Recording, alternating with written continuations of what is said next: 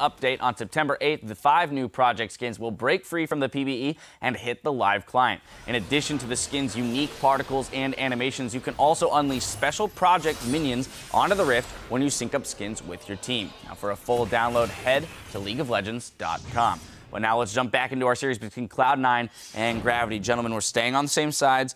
Cloud9 on blue, Gravity on red. Down the line, what are the changes we expect to see coming into Game 2? Yeah, I think Cloud9 has the most potential to make change because I did feel like there were a few bans they could easily have first picked. Specifically, the Lulu ban is something they might drop. Yeah. But mainly, I'm not expecting drastic changes because the game was still pretty close. So I think both teams, whether they want to make improvements, a lot of those improvements are on the side of just in-game play and maybe not that many strategic things. If anything, the emphasis is on Cloud9 to change.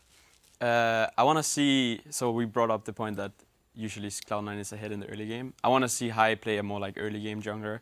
I think it will allow Cloud9 to have like more playmaking potential. It can be, we still saw Elise was up, we saw Echo was open, Rek'Sai is open. There's a lot of tools for him to use. So I hope he's not going to pick a Mumu again. Maybe if he does, some better execution, but yeah. Even back to his Shyvana, right? Yeah. Which he was able to farm very well on. And that's the interesting thing is actually, I do think, I agree with you, Jet, like we were going to see C9 change their strategy. I think they realized that strategy game 1 was actually responded to fairly well, so find a new one and see if Gravity can respond to that one, because you're going to find something that doesn't match up against your opponents. But as far as like High's pool, like his wins are on like not great early game champions. Rengar does nothing pre-6, Shyvana does nothing pre-6. Those are his wins right here, so I'm curious to see if he keeps playing a more sort of farm-style ult-centric jungler anyway. The 9-0 dream is dead. The 9-0 dream is dead. 9-6 dream, 9-1 dream. 9-1. Right. Like everything works. 9 wins. As long as you win, you get 9. Exactly. As long as you get 9 wins. Well, as we send it over to the casters for the play-by-play, Sneaky says he and the rest of Cloud9 aren't afraid of Gravity's versatility in champ select. Gravity likes to take a lot of different random picks, specifically Keen, but the other players throw different stuff out too. And that doesn't work as well in best 5 setting, because even if you win one game with it, then the next game you have a chance to take it out, remove it, make sure you can't get affected by it again. So that may hurt them as well as just them maybe having internal issues. I don't really know. Then you just do it 5 times. You hope you have 5 different picks to bring out. They only get 3 bans, Rib. I don't know. It seems like they tried to almost do that. That's pick true. Some crazy random things, put it in the composition.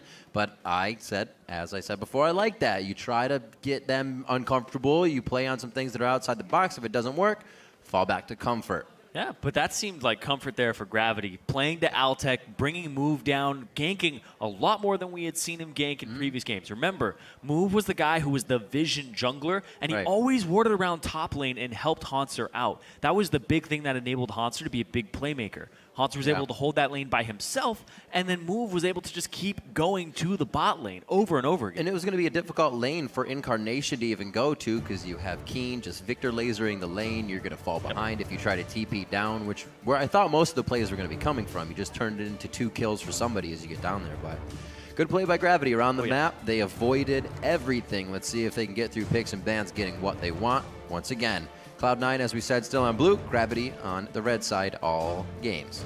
And the Braum ban coming in here. It's gone. For Cloud9.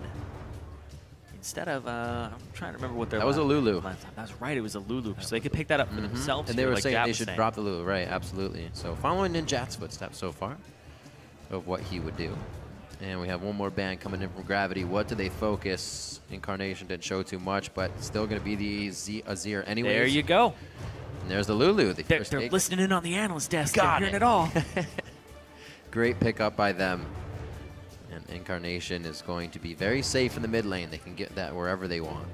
This is also a very safe top laner, too, if it's for balls. So right now, Gravity is going to wait. They'll most likely last pick their mid laner to see where that Lulu is going to go as the flex pick. But it looks like Move for the Gragas once again. Really good pickup here for him. It had that early game pressure, so it would be on High to match that. What has High played now within the last few weeks? What's he been able to put under his belt? As like Freak said, we saw a lot of those early game, or not early game junglers, but junglers that have a weak early game and then turn on at 6. So. See if he has to shy away from that here to keep the team going in this best of 5 rumble. And Gragas still being hovered. Move would be able to keep the same jungler from game to game, which always feels nice for any player. And Ashe again is going to be prioritized here by Gravity for Altec. This leaves Tristana for Sneaky for the most part. He could go to Jinx. He could go for Kog'Maw now that they have the Lulu. Kog'Maw up against the Gragas, you always risk getting engaged into the team. Usually you do want the Gragas on your own team or Lee Sin when you're running Protect the Kog'Maw. There's some other good junglers out there too for it now. But I like that Lulu pick. Want to see where it goes. Want to see what they build around it. And the fact that you locked in your AD carry so early on, you didn't deny the Kog'Maw from them. You went with your own Ashe here. Means that you have pick potential too. Wait, they once again have this pick. Where are the picks as well for balls? Where's the Olaf right here, right? You run through the Ashe, get into the team. If it works, if you can still synergize around that, you have the Lulu already. That is very true. Lulu was somebody that we saw enable Olaf to be this gigantic rundown. That is a great point, Riv.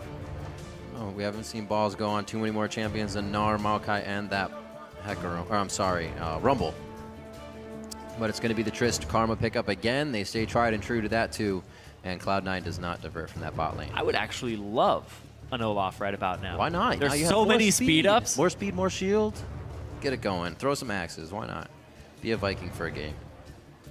Well, Gravity, Cloud9 is definitely picking faster than usual. They're not letting the time run all the way out here. And Gravity is doing that. Now with the Alistar in this game, they chose the Braum last time. With that being out, Moneyfu has definitely gone towards the Alistar more than not. Yeah, he goes towards the Alistar. He goes towards the... Shen is there as well. The Shen, as well as having Thresh. So the Braum ban isn't really just taxing his champion pool. He still has champions that accomplish very similar things for his team. He can always go back on the Janna too, but it is going to be the Alistar here. And Haunter, once again, top lane pick. Like I said, the last pick, their mid laner, because they want to know where this Lulu is going exactly before they figure out who it's going to be. Gravity, as they said though, go back to more kind of fixed things, as Altec was saying. They're not trying to flex too many picks here coming into this best of 5 series. Much more organized and kind of laid out compositions that we see from them on the red side. Cloud9's trying to decipher that. What do we want to play against this? A lot of crowd control in the Gragas, the Alistar, the Gnar. May even be hard for an Olaf to get through that with Ragnarok not lasting that long. You see how much Bubadov is actually talking in this champion select. He gives a lot of the power over to Lemonation, who's on your screen right there. It shifted quite a bit when they changed. Back to having Lemon in the notebook more than kind of Charlie having the last say in things. The team seems to be a little more sure about those. Okay. The Amumu, once again, you know, you can go for it. The Yasuo gets picked up. That means this Lulu should go to the mid lane, Yasuo to the top lane. So we may see balls get aggressive here on a champion. But here's the thing is you still don't know 100% on Gravity's side. This could be a Yasuo to counter the Gnar. It's a really good matchup for Yasuo. That's what you look for, right? Or it could be a Yasuo mid for Incarnation to look for the outplays. But regardless, Yasuo is really good because you stop Ashe Arrow. You don't have to take cleanse on your AD carry. You make sure that she can't engage on you guys, and you stop a large part of Gravity's engagement. I feel like Cloud9 definitely knows what they're doing with the Amumu, but on the other side, Gravity they figured out first game to avoid it. So I think it's going to make it really hard to keep trying to play that. We'll see though. That's just an opinion. Still the pickup here for Keen to get locked in. Why not? Victor seems to make the games quicker lately. Pole Belter did it 3 times in a row. Keen is going to hold that for 2 in a row. And it looks like another Victor in the mid lane here for Gravity. Yeah, Keen's the guy that we were always like, okay, he's going to pick something wacky. It's Victor again, a very, very standard mid laner right now in the meta. This is the exact same team composition for Gravity, except for Braum is taken out and Alistar's putting in. They seem pretty confident with the pick ban phase. As well, Cloud9 seems again to be testing the waters somewhat, know what they want to do with their composition, but on the stage it becomes much more different. Gravity being risk-averse in the early game fights did not allow Cloud9 to get anything going. We'll see if Move, again, continues to focus the bottom lane if we get another 2v2 matchup and the lanes all match. They swapped it. They swapped it. They did at 20 seconds. It's going to be Incarnation in the mid lane with the Yasuo. It's not a Yasuo top. On the clock means each team has enough to change Runes Masteries if necessary for your matchup.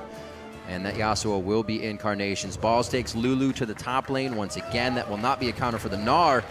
Let's see how this lane goes. Victor versus Yasuo in the mid lane with that Lulu top now. Oh, man.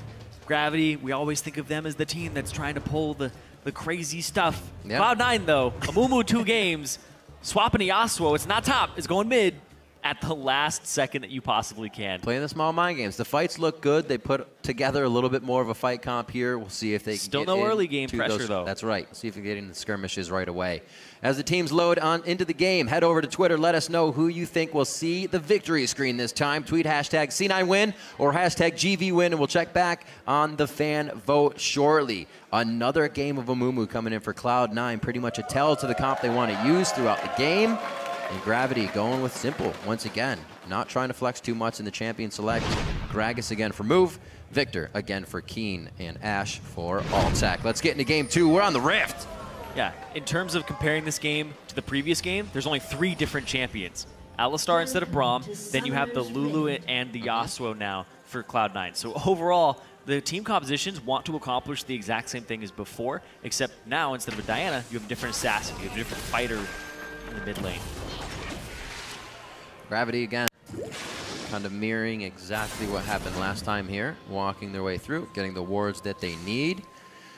Trying to place down that path to Worlds. Something that Cop actually has wanted to do vocally for quite some time, and he may still be able to do it here as Gravity in the NA Regionals. And he was saying if he can't accomplish it as a player, accomplishing it as a coach would be just as good. He just wants to go to Worlds. He wants to compete on that enormous stage with everybody watching. And he's done a great job to facilitate the Gravity team. Took Bunny under his wing at first, helped him kind of understand the pressure, shot calling, transitioning into that play. And he was already a fantastic player, and somehow Bunny Fufu didn't even decline during that process.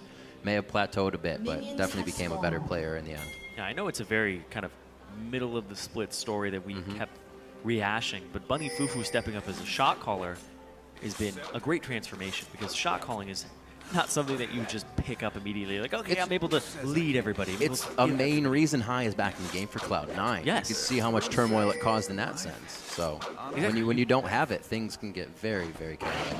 It's very difficult. There's so many aspects to being a shot caller. There's different types of shot callers and leaders. But, oh man, same ward. Same ward. It's game 1. Did we just load up a replay? Different buff this time. Well, the shots are definitely being called here in the early game. Fired towards blue buff as well.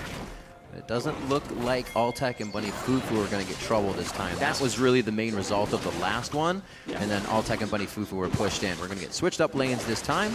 We'll see how that results. Full XP going over to High. You can see Balls step away.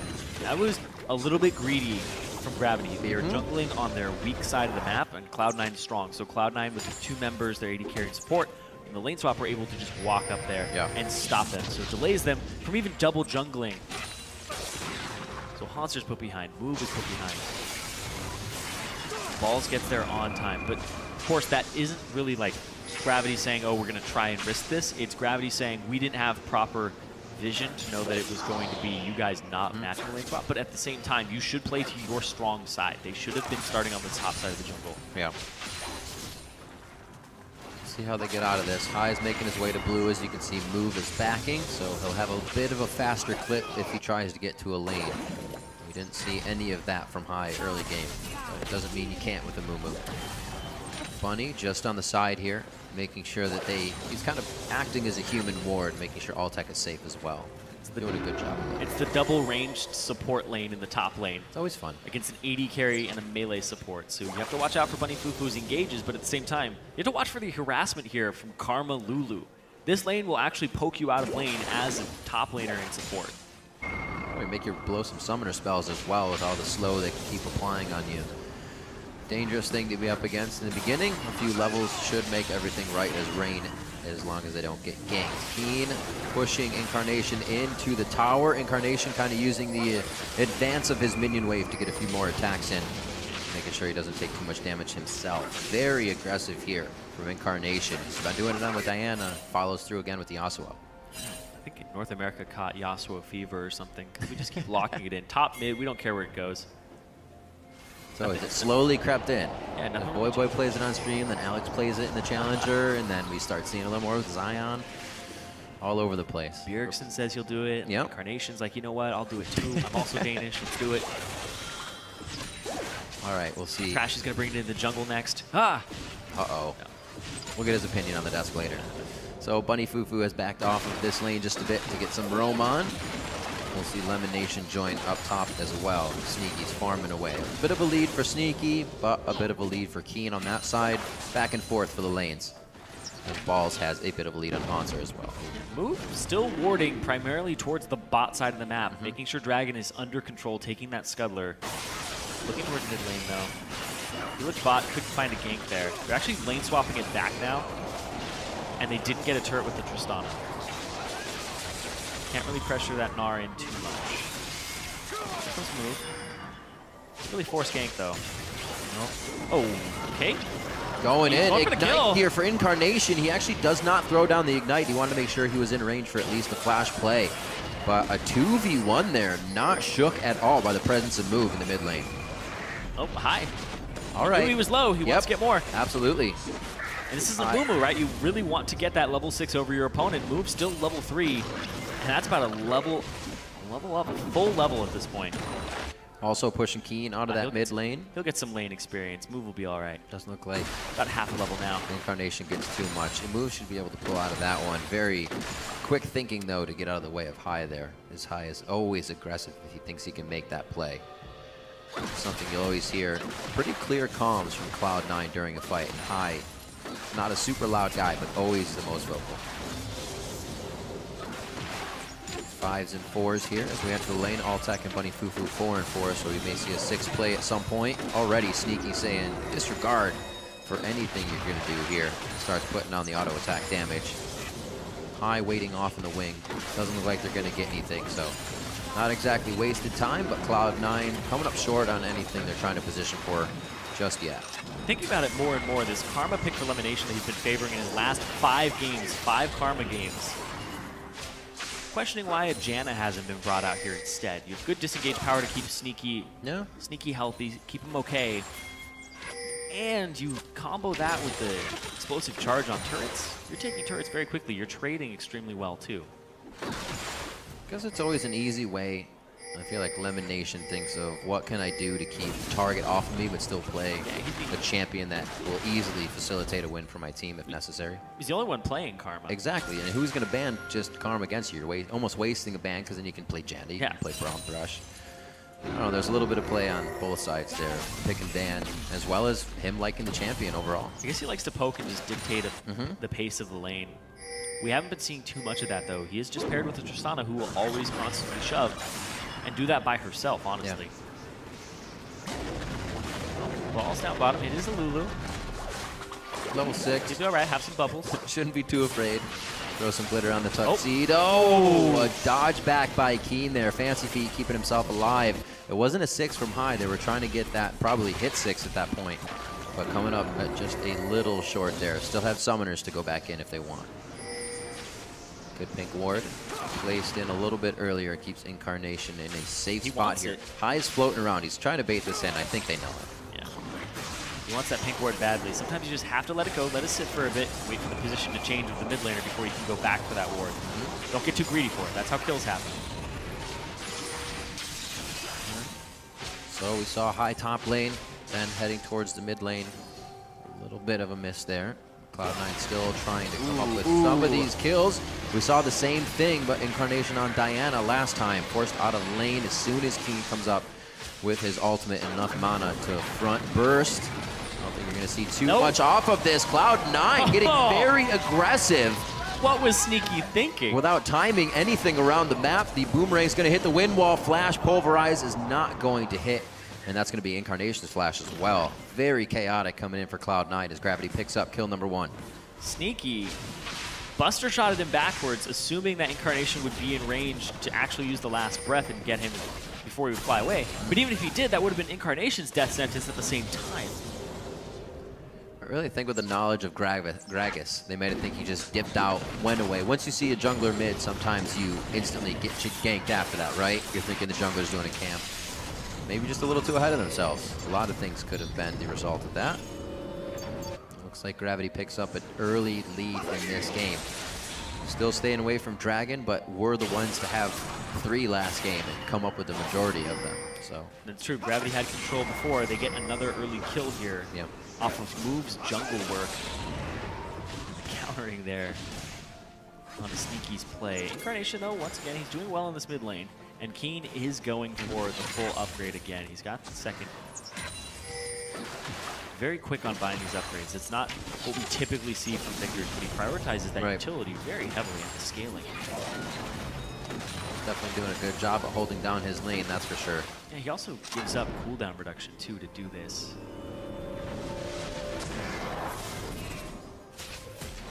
Almost a play to the top. That gives Altec a chance to back. He's now a BF sword up on Sneaky, and Sneaky still is charging that Avarice Blade. He only has 500 gold in his pocket. Sneaky has a while here. You can see him charging up the gold anyways, so it doesn't look like they're trying to push the lane too quick. High's coming in. I take that back. It looks like they are going to show pressure towards this turret. Try to put damage on it. Bunny Fufu, level 5. Why not go on him? He doesn't have any way to break the CC or ult out. High in a bad spot, though. A good hit coming in from Move as he kind of peeks in and out of the situation to help grab that kill. Diving the turret is still half HP. They weren't going to kill it during that dive. They think they're one step ahead, but Gravity lurking in the shadows. Cloud9 with no real forward wards here to allow them to know these are safe plays, but I guess in the long run, they're coming up with a bit. High going down isn't that bad. Still getting items as a Mumu, and they are trying to come back in this one. Gravity, however, pressure around the map as well, playing very well off the ball here. Monster's still on that bot turret. Hex Drinker Rush, so cost effective for Nog when he's up against pretty much any AP mage. He's going to be having a really good time. Just more gold onto him, solo gold on the turret. And here come those forward wards again from Bunny Fufu. 3 of them just placed around that red. Could mean that Dragon's about to get a little love. And that's so great, too, because you can always see the intent. Just as a spectator here, you always know what Gravity's going to go for next. This team is very calculated in how they approach things. They don't really do anything unless they have absolute ward coverage of that area. It's very kind of risk-averse but calculated team. Yeah. Because they aren't taking risks, because they already evaluate the risk of doing it, and they're like, when it's low enough, we will do it. It's a bit of a change. They are following what they said. Move, we said, would be more aggressive in the face of the other jungler, not risk-averse. But we're actually seeing him kind of take a back seat to that, do a little bit more warding here, sweeping as well, as quick as they can to make sure these areas are safe.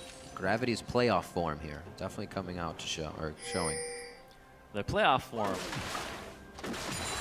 ended up falling short. This is their post-playoff, their gauntlet form. This is true. This is true. I mean, they're back.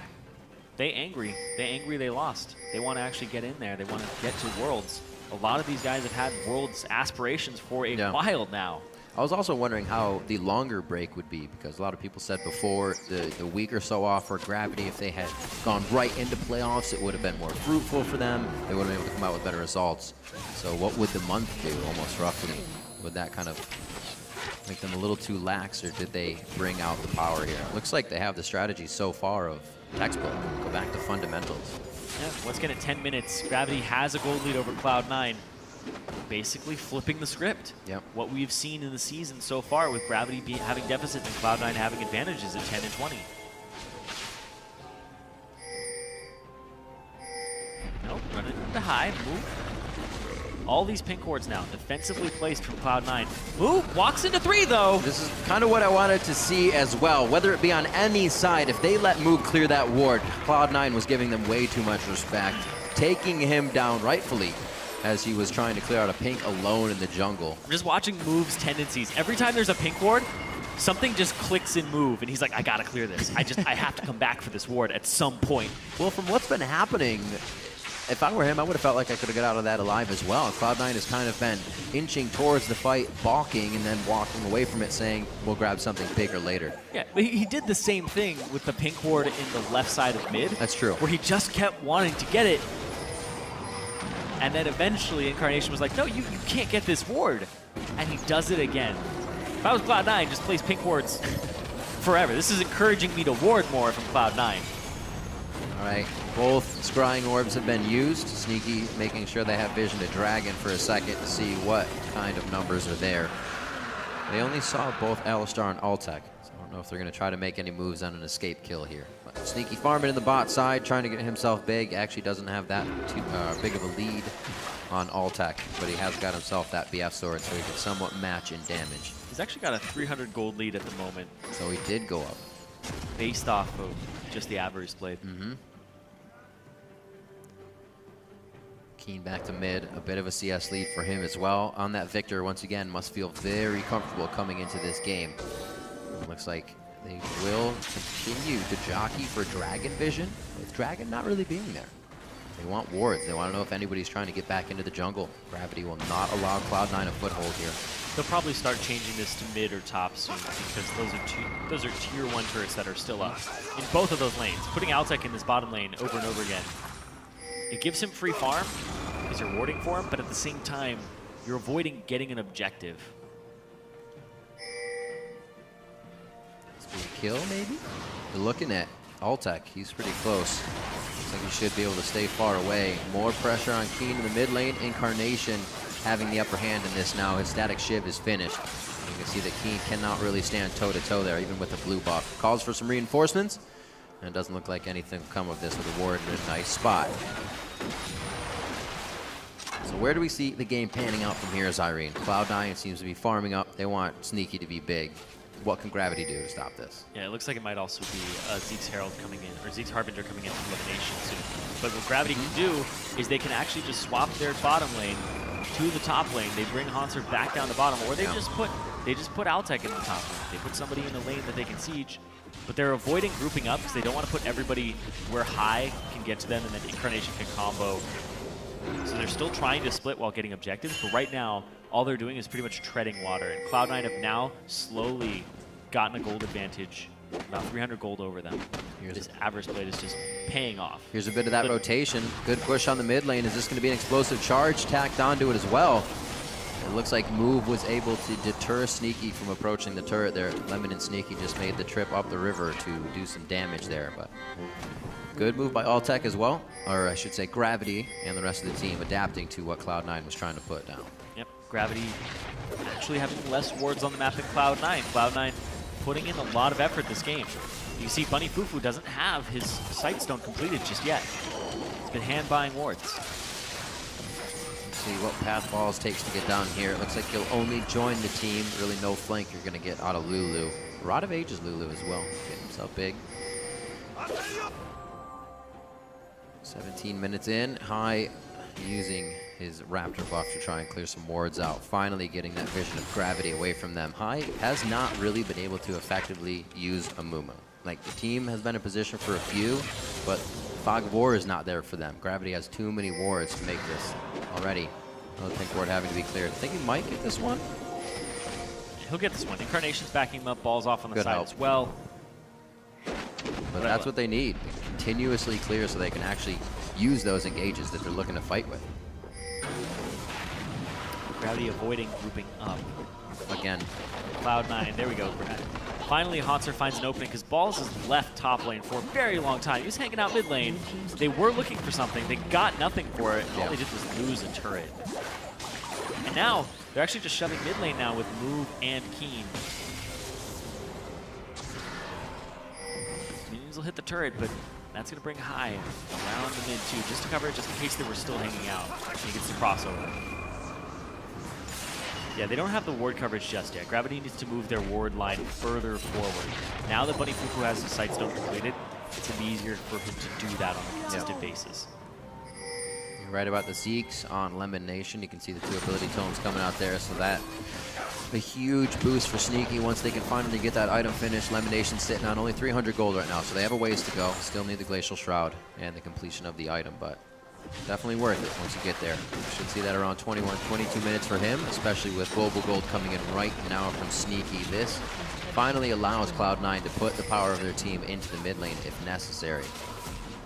That's the only tier 1 remaining. Yep, both sides as well, so it's going to be a pretty explosive fight. Both teleports are up.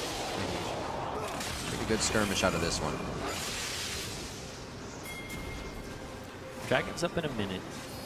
Everybody has pink wards in their inventories. There's 7 pink wards in inventories at the moment, ready to be placed down. Let's see who gets the better vision on this objective before they start it up. It's crucial coming into this, because if this Yasuo, this Incarnation, ends up getting a really good ultimate off. Or, nice.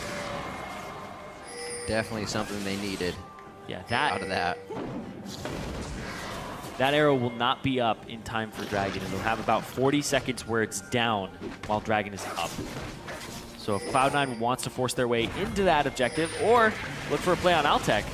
Like I said, might get more out of this could get explosive. Back Incarnation up. on the wrong side of this. He was coming from the flank. Whoa, walking into the fog of war means he is going to be going down. Gravity still uses a bit to get there. Lemonation and High came over the wall. Sneaky now in a fight with Balls giving him a bit of assistance from the side. They actually have pretty good positioning here. I think Sneaky just got popped out of his jump. He's stuck on that side of the wall now.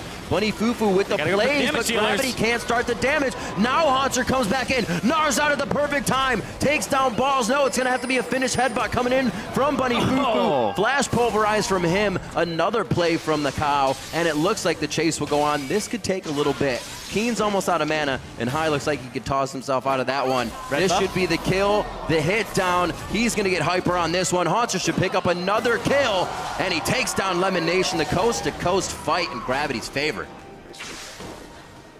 Gravity might get even more off of this. They get to get priority on the Dragon. They get to ward it up. They get to spend all those wards, and they walk away with just a team fight victory altogether. But Cloud9 is still up in gold, ever so slightly, though. Yep.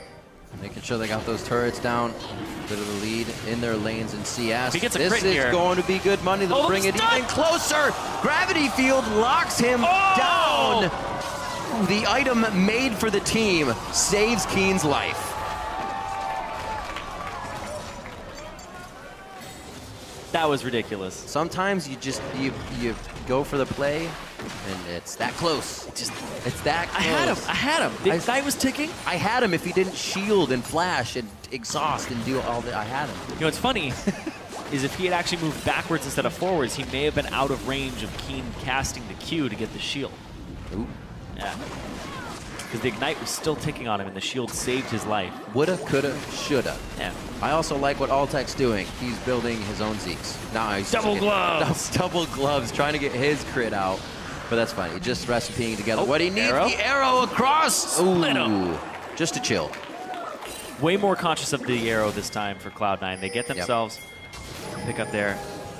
Oh, they're gonna walk right back into them though. Oh, it's your own jungle. It's not warded. The death of Cloud9 comes in once again by Gravity being in the right place at the right time. Sneaky jumps away when he makes sure there's nothing that can stop his exit. And the house gets hit, bringing in the kitchen sink. Haunter with another throw, he hits him. The volley comes through, and Gravity is going through the batting order of Cloud9 fight after fight now. It's crazy because Gravity, we usually think of them near the end of the season, end of the split. Altec is a huge part of their damage. Well, Keen and Haunter have been stepping up immensely. Last game, Keen did almost twice as much damage as anybody else in the entire game. This game, he's looking to be on par for that. Zonya's completed, ready to deal with Incarnation, ready to just use his upgraded perfect Hex Core. The Vision is awarding them everything that they're getting right now. It looks like a light bright in the bottom side of the jungle that they just fought in. And that's Cloud9's. They were just walking through there, completely dark. Let's look at this again. Yeah, that's actually Sneaky Scrying Orb there. So they didn't see them just barely off the side. And the wards that had been placed there off to the right of Haunter gave them the advantage coming into this. Cloud9, it looked like they were trying to come through. They were trying to make sure if Gravity were going to their tier 1 mid turret that they could cut them off. But they didn't have adequate vision of it, and the Scrying Orb was just a little off. He was trying to check the brush if they were camping in it, but instead they were just a little bit off at that point, and then they engage afterwards. Love it when a team just continues to put their foot down, know they have an advantage, and continue to pressure that. The wards now move up, as you said before in last game, Zyrene. They start to focus the top side of the map now. In exit or entry, they have a way in and out of these fights. The arrow is about to be another catalyst for one of those. It does not hit though. Looking at the 80 carries, these arrows have not been making contact for Altec all game long, but that's the thing, you just need one. You just need one late game. Zeke's is done. Yep, Zeke's is done as well. It's funny because the best AD carry item in the game is a support item. And it's completed for elimination. Bunny Fufu once again going for the longer route. It looks like it might be a righteous glory for him in the future. Yeah. Looking for the engage, looking to get into that back line. Incarnation's going to come to them, though. Incarnation has the split push power now. He has the Trinity Force and a static Shiv. There, yeah. I do like the Trinity. Kind of the explosion moment for them peaking here. They can get a good fight, and Keen would be deleted. Hopefully get him before the Zanyas. Yeah, a lot of so hard. A lot of ifs though. Yeah. Come into this fight here, and Gravity look like they want to take fight more than Cloud9 at this point. And you can see Hanser adapting his build. Last game, he built for the lane and for the mid lane as well, because he was up against a Rumble as well as a Victor. Yeah. Or a Rumble and a Diana. So it was a Spectre's Cowl as well as a Hexdrinker early on and a Banshee's. Now, he's built a little bit for the lane. He got the Hexdrinker just to punish balls, and then he went full armor. Ninja Tabi, Thornmail, Randuin's. 100% building against the team now because he knows he's going to be grouping up. He doesn't even care about split pushing against Balls too much. Balls is a team fight champion. Go ahead, build for the team fight. Look at this, I'll take out a position. Oh, what a grab. That's all man. high on the bandage toss. Can the team follow through, though? A good disengage from Bunny Fufu and the explosive cast, but they lose Altec, his second death of the game, and he has been a big facilitator of the fights with arrows here. Let's see what Cloud9 does. They're going to go for it, though. Move off on the Still side. have move that can body slam through. Also has flash to get out of this situation. He's going to make that call to the team. A minute and 50 onto Dragon after this. They don't have a way to well. keep him out. They have to fight. They're going to instantly kill Bunny Fufu. Maybe stay on that. High is trying to still go for Baron. Do they have enough to fight spread out like this? Sneaky. They're spreading themselves a little too thin. High decides the bandage toss in. They get the knockup, the double kill for Sneaky, and they all decide to go in together. It took a few seconds, though. Yep, the nice bait onto the Baron there. There was no way to keep Move out of the pit. You didn't have adequate vision control. You could have warded over and possibly Buster Shotted him out, but that's a risk that they weren't willing to take. Just fighting. Exactly. They went straight for Bunny Fufu. They knew they could take him out. And Incarnation still had his ultimate. He was good to go.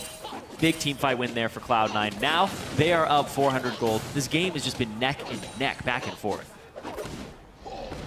Golden Zion, Age. the Golden Age. Zion and crew enjoying the match from in-house. Second game here. Gravity still trying to hold their momentum from game number 1 as we see this engage again. High and a few stay back, which made this a bit scary at first. Oh man, Sneaky with the crits there at the start. And then his Zeke's turns online, but Keen walks too far forward. Keen on this Victor, mid-range mage, playing it like a short-range mage. Playing it very up in people's faces. He got punished game 1 by the just edge of the Curse of the Sad Mummy. This game, too far forward, hit by an exhaust. Pretty much the same story coming into that fight. Still neck and neck in this game. Yep. You have that power, you're Victor, you think, well, I'm just going to unload on this squishy person real quick, and they're completely out of the fight. But not predicting the bandage toss from inside Baron Pit. Caught him right off guard. Dragon game, a little different here from game 1 as well. 3 dragons quickly to Gravity. Cloud9's been able to kind of stick their foot in that door of their achievement of 5 dragons here. So that game is fizzled out a bit. It's still going to be a way for Cloud9 to group up Gravity and get these fights, though.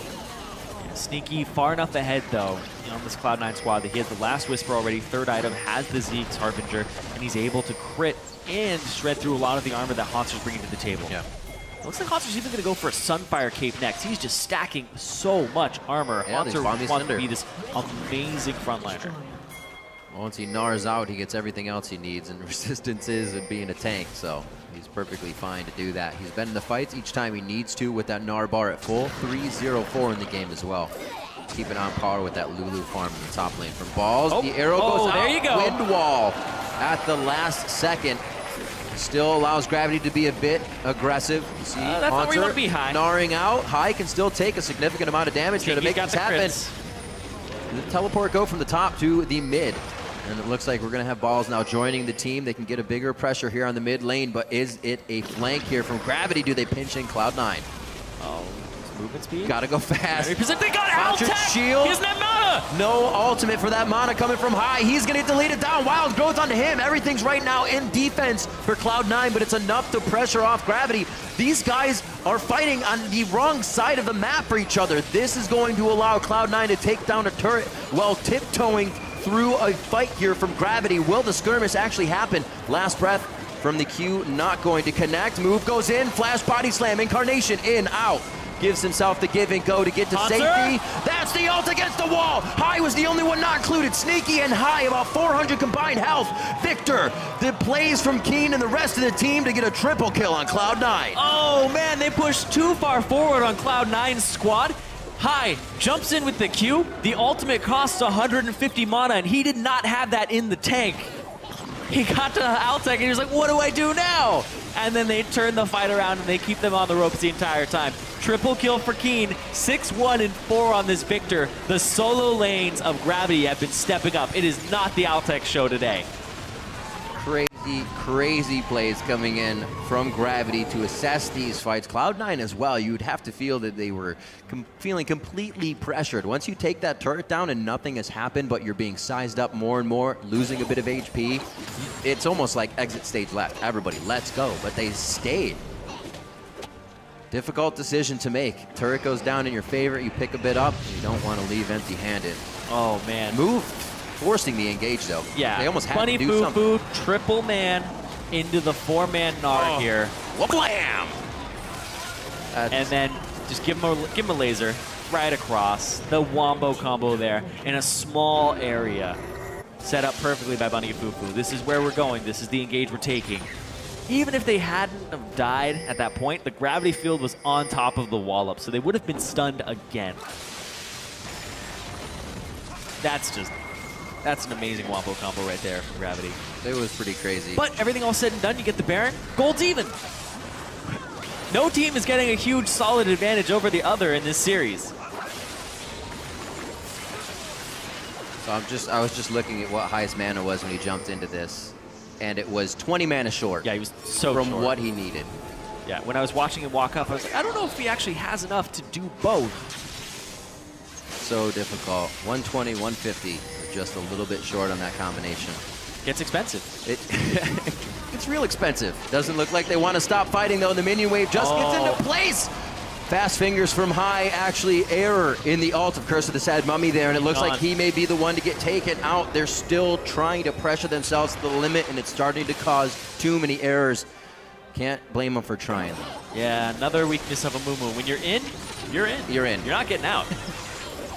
You are definitely in. He found that out quite quick. Gravity able to quickly pick him off without really any skirmish ensuing after that. And now Gravity can once again move those wards forward. Confident enough to place these pink wards down that they can defend for the next 30, 40 seconds. Take a turret and use them to escape. Yeah, they have the Baron buff, so sieging these turrets is incredibly easy for them. Especially since when you opt into having Yasuo mid lane, you lose your wave clear. Yeah. Lulu's your wave clear at this point, and he's on a Rod of Ages Morellonomicon that's not even close to enough in the Glitterlands cooldown to actually clear out these melee minions that are Baron buffed up. The thing that's working out for Gravity as well, these side waves are nicely pushed for them once they get up to the turrets. These fights resulting in more gold coming into the team as well. Not everybody has to be there. Altec get a quick push on some minions on the top side. Clear out the jungle, and Gravity will set up once again, taking control of Game 2 here in the North American Regionals. Looking very good. Yeah, up to a 3,000 gold lead now. I think the biggest gold lead of this game. Yep. Yeah, it only bloomed to like 4, not even 5K, 4.5 last game. Yeah. And Cloud9 was able to teeter it back and forth and try and gain it back. It's kind of keeping them a saving grace just a little bit. They still have an engage we haven't seen. Everybody just nail the engagement, get into a huge fight. Concerts and Move's ultimate has just been dispersing anything C9 puts on the table. That's the thing, they're going for this Mumu pick, but like you said, they're not getting the dream ultimate. Yeah. You pretty much only need one, and then you turn the game completely around. But it hasn't happened in games 1 and 2. I don't think we've seen anything except for whiffs and maximum 2-man ultimates here from High. I don't think he's captured more than 2 people in his ultimate all series long. Well, Zanya's coming out, and Quicksilver Sash is for Altec. It's only going to be that much harder for High, to get a priority target and lock him up long enough for Incarnation to knock him up as well. You're right on the Righteous Glory here for Bunny Fufu. That allows them to get into fights if necessary. When you're dealing with this death cap, though, this death cap, perfect hex core, Zonias for Keen, the 6-1 and 5 Victor. If he gets a full combo off on a Sneaky who does have some magic resistance with the QSS, it's still going to 100-0 him if you get him with every single ability. And I wonder what the priority is going to be on that next game, depending on what results from here. Incarnation, semi-good victor throughout the season, had a 1 or 2 carry games, otherwise pretty much even. I'm extremely surprised they're not early picking the Victor. Yeah. Keen, even though he's getting the counter pick, maybe he has a counter pick for Victor. Maybe that's it. If you take it away, he's got something, but still, you want to test that. Maybe. They could be flowing with what happened at the end of the season. You saw Ari kind of picks coming from Incarnation, a few more assassin picks in there, and then he's stuck with the Diana, still going towards the Yasuo. Maybe that's just what he's geared towards it right now, towards this regionals. Doesn't seem to be picking up the kills. Hasn't stopped him from trying the 1v1s, though. Definitely a lot more push in Incarnation's gameplay than what we saw in the beginning of the season. Not as reserved, that's for sure. Pushing up for the team now in the mid lane. 0-3-4 for him, but still everybody standing tall, ready for the fight. Hai is just on the wing. I'm gonna wait for him to pick up something. Maybe smite out, actually. Wolf? Nope, doesn't smite it, just grabbing it. Figure they're trying to pick up more vision in the jungle for themselves. Yeah, at this point in the game, you only smite things like raptors. Right. Sometimes you smite wolves when they're on your side. That's what I was wondering. You usually want to save it for the actual engage so you can get that down, because he's got the Stalker's Blade. That's true. That's a good point. Don't want to just use it willy-nilly. Target's still going to be difficult to hit with the way the gravity's coming in here. I do like this from Balls, though. He's got himself a Luden's Echo, so he's a bit of a damage threat on this move. He'll be doing a bit of damage to Haunter. Of course, when you are this type of mage, you really like to focus squishies. If somebody has one magic resist item like Haunter, he has enough HP in his tank to actually tank a lot of your damage. So the HP is pretty effective against these mages who have bursts and long cooldowns. Doesn't hurt that he always comes in Mega Gnar. Yeah, that's true. Also, his last teleport, even though there was one kill off of it that happened in the mid lane and it was Hai who went too far forward, his teleport stopped Cloud9 from actually reinforcing Hai's position.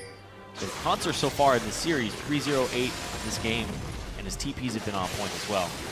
When he can play aggressive and go hard, and I'm actually surprised it's happening here because he's not Black Cleaver Naring going like he would just killing people on a hacker room, because that's what he did in the beginning of the season, right? He was high damage, fighting all the time, pushing his top laner out. He's playing for team fights. Yep.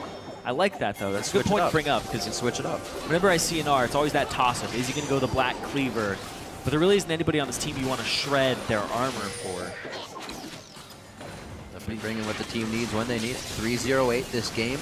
Keen carrying the mid lane, 6-1-5. Gravity's solo lanes really making this game flow through the mid very easily. Looks like they're going to be able to hold here as we get towards the late game as well. Cloud9's been building up Sneaky a bit. He has his own Quicksilver Sash as well as the Mikhails from Lemonation, so he could really put down some damage if he's focused regularly in these next fights. And it's the Baron and Dragon both up here, but Scuttle has been taken by Gravity, so they're able to see where Cloud9 is when they walk up to it. This is the 100% crit build for Incarnation and Sneaky when his Zeke's is on. So both these guys are going to be dishing out immense physical damage numbers in team fights. So watch the positioning of where Hai's ultimate is, and if Incarnation can actually get a multi-man ultimate off. Two good exhausts as well from Gravity could shut down a lot of the damage from Cloud9. A back and forth.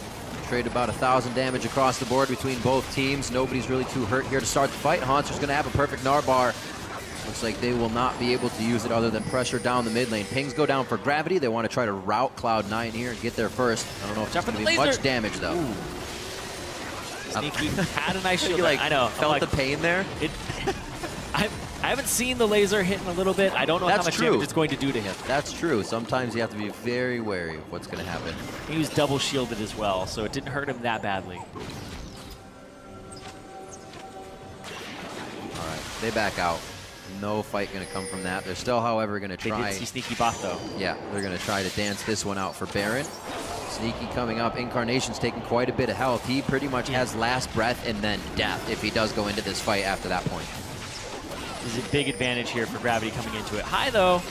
They Pink warded him over the wall. They have one in the bottom side. High does have vision on Baron. 4,700 HP, 3,300. Move's going to stay in. Gonna knock back. All It's too tie early, out. too It's early, way too too early. early. High goes in. Oh. It's still going to be Moves. He was just too far off for the smite to happen, and it looks like the fight will ensue. High is in a bad spot, but nobody even pays attention to him. Haunter dives to the back line, and they start shredding Cloud9. Sneaky, just a few more hits. The house to come in from Haunter. He's killing himself. One last throw takes him down. A double kill as well for Keen on the backside. A double kill for Haunter as they roll through Cloud9. The clean ace for Gravity, and they pick up the Baron. They saw the Sneaky was bottom lane. He was going to get to that fight a little bit later, and they chunked out Incarnation at the start via Altec.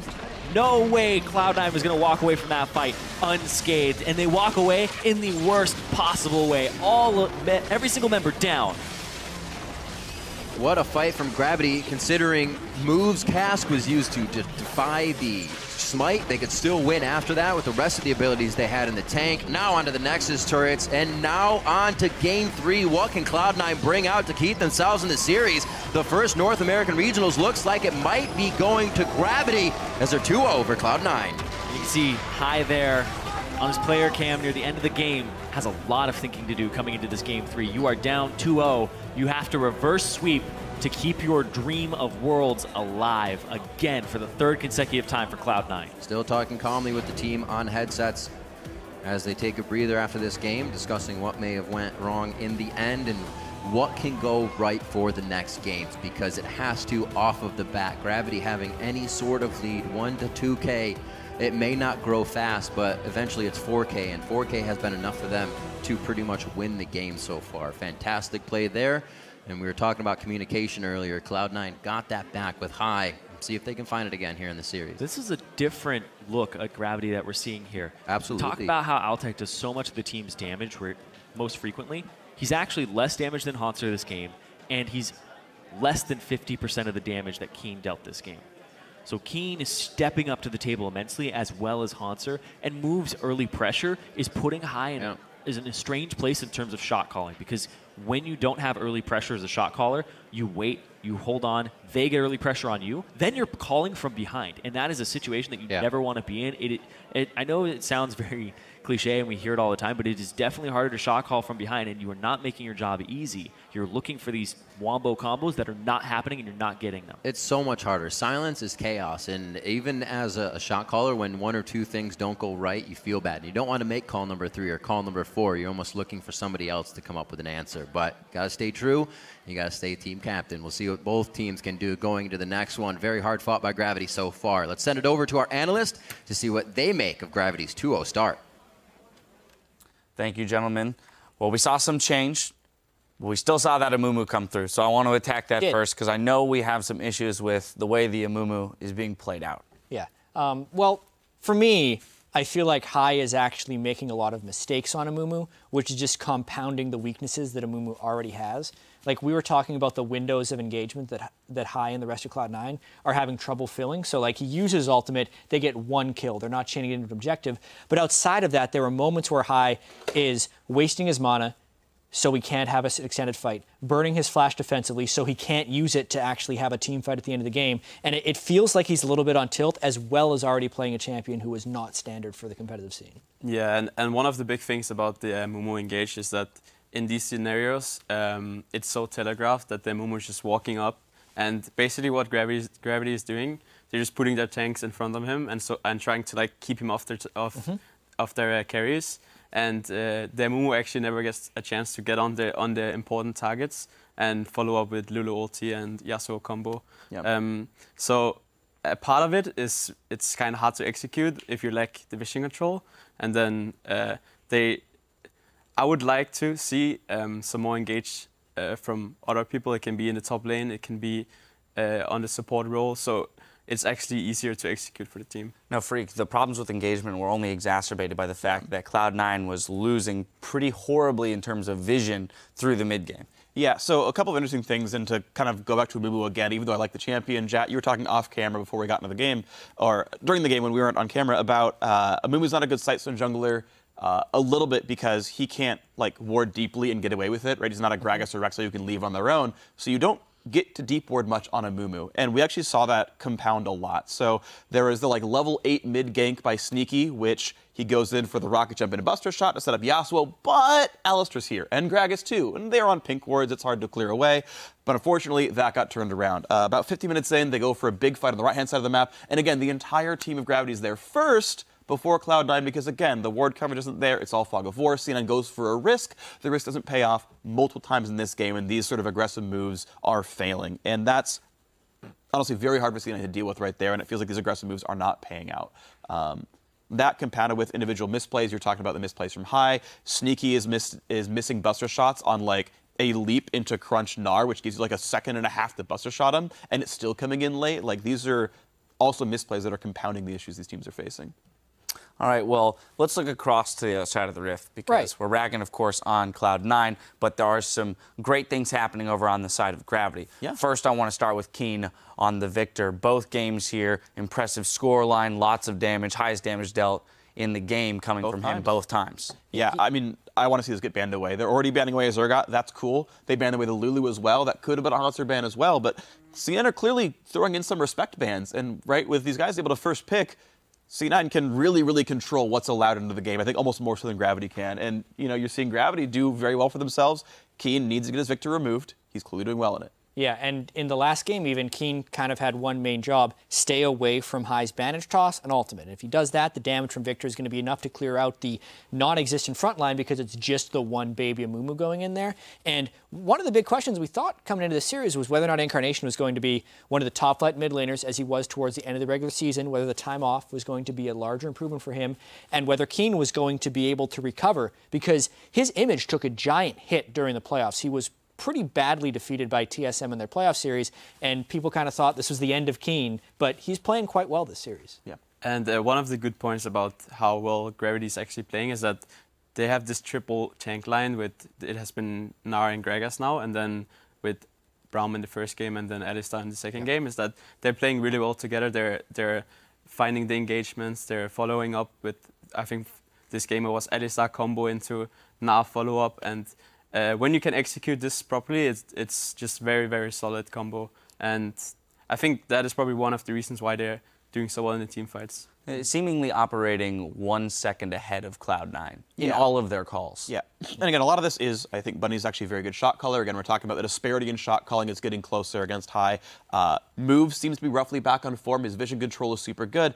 And we were talking about how game 1 was close. Maybe you don't change things around. C9 definitely needs to break apart this team composition. Without Victor, it's much harder to run Ashe. I want to see this get broken up. I want to see Gravity forced to play something else because this comp is working. I do want to jump into our replay 39 minutes into the game. We're at the Baron pit, 5-0 for Gravity here. And we're kind of going to return to your point about the defensive flashing on Amumu and where it would have been useful in this scenario. Yeah. Cloud9 is putting all their eggs in one basket here. The only way they find successful team fights is if High lands a juicy ultimate. And here would have been his opportunity if he had flash. You just bandage to the Baron, flash, and hit everyone. As it is, though, Gravity knows there is no flash on High, so they do not respect the Amumu coming in here. And also, since there's such poor wave clear on Cloud9, Cloud9 knows if they give out the Baron, that they're probably losing an inhibitor anyway, so of course they go straight into the fight. They're late to the fight, High, the lone frontliner, is easily focused, and notice how Bunny completely zones Sneaky from that fight. It's not even a zone, he actually combos so that they can kill him, instead of just hitting him away. And the threats of Cloud9 can just never enter. The triple front line that Trashy mentioned, very effective in this fight, but also the single point of failure as far as Cloud9's initiation with High was punished for not having flash. Also, one of the things we see here is that they actually communicate really well on Gravity. We see High going in, and instantly the Gnar turns on the Amumu to peel him, and they just keep him in the area. And then after that, when they know that the Amumu can't engage, they just turn on their backline. Yeah. So very good execution. Yeah, that triple tank line really being super effective. The Alistar being able to effectively 1v4 zone off to the side while the Gragas and the Gnar peel for the 2 carries in the back line. Without that flash, there's no way Amumu's getting to him. Well, Gravity just need one more win against Cloud9 to close out this series. We'll see if they can make it a 3-0 when we come back. The North American Regional Qualifier continues in just 3.5.